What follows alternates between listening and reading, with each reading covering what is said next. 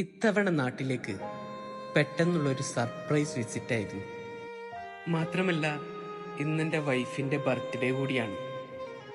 Surprise visit വന്ന എനിക്ക് സർപ്രൈസുമായി എൻ്റെ പ്രിയപ്പെട്ട ചങ്ങാതി എയർപോർട്ടിലുണ്ടായി. വാഴ എന്ന സിനിമയിൽ നമ്മളെ ഹൃദയത്തെ സ്പർശിച്ച ഒരു ഡയലോഗുണ്ട്, അവർ ഒരുമിച്ചുള്ളപ്പോഴേ അവർക്ക് സന്തോഷം ഉണ്ടാവുള്ളൂ. അതേപോലെയാണ് ഞങ്ങൾക്ക്. ഖത്തറിലാണെങ്കിലും നാട്ടിലാണെങ്കിലും ഞങ്ങൾ ഒരുമിച്ചാണ്. എൻ്റെ പ്രിയപ്പെട്ട ചങ്ങാതി ആക്കിബും തൻസിലും പിന്നെ എൻ്റെ അളിയൻ്റെ ഫ്രണ്ടും ഉണ്ടായിരുന്നു കേട്ടോ എയർപോർട്ടിൽ പിക്കപ്പ് ചെയ്യാൻ. ഈ ഒരു സർപ്രൈസ് കൊടുക്കാനും ഈ ഒരു വീഡിയോ എടുക്കാനൊക്കെ അതിൻ്റെ പുറകിൽ നിന്നത് എൻ്റെ വൈഫിൻ്റെ അനിയനാണ്, എൻ്റെ അളിയൻ. സ്ത്രീകളെ സംബന്ധിച്ചിടത്തോളം അവരുടെ ഭർത്താവിൻ്റെ സാന്നിധ്യം അവർക്ക് ഏറ്റവും വേണമെന്ന് തോന്നുന്ന നിമിഷം ഒരു കുഞ്ഞിന് ജന്മം നൽകാൻ പോകുന്ന ആ സന്ദർഭത്തിലാണ്. മാനസികമായും ശാരീരികമായും ഒരുപാട് ബുദ്ധിമുട്ടുള്ള സമയം. ഏതൊരു സ്ത്രീയും തൻ്റെ ഭർത്താവ് അടുത്തുണ്ടായിരുന്നെങ്കിൽ എന്ന് തോന്നുന്ന നിമിഷം. വൈഫിൻ്റെ അനിയൻ ആദ്യമേ ചെന്ന് ഡോറൊക്കെ തുറന്നിട്ട് വൈഫ് റൂമിലുണ്ടോ എന്നൊക്കെ നോക്കിയിട്ടാണ് കേട്ടോ പുള്ളിക്കാരൻ വീഡിയോ ഒക്കെ എടുക്കുന്നത്.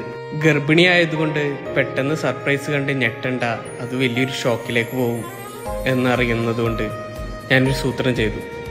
എൻ്റെ വൈഫിന് ഏറ്റവും ഇഷ്ടമുള്ള ഒരു പാട്ടുണ്ട്, ആ പാട്ട് ഞാൻ പാടി.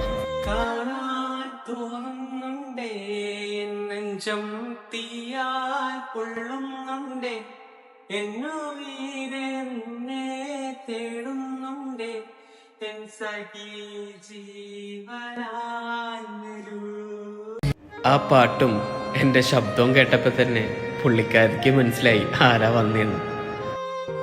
ഇതായിരുന്നു എൻ്റെ ഭാര്യയുടെ പിറന്നാൾ ദിവസം ഞാൻ കൊടുത്ത ഗിഫ്റ്റ്.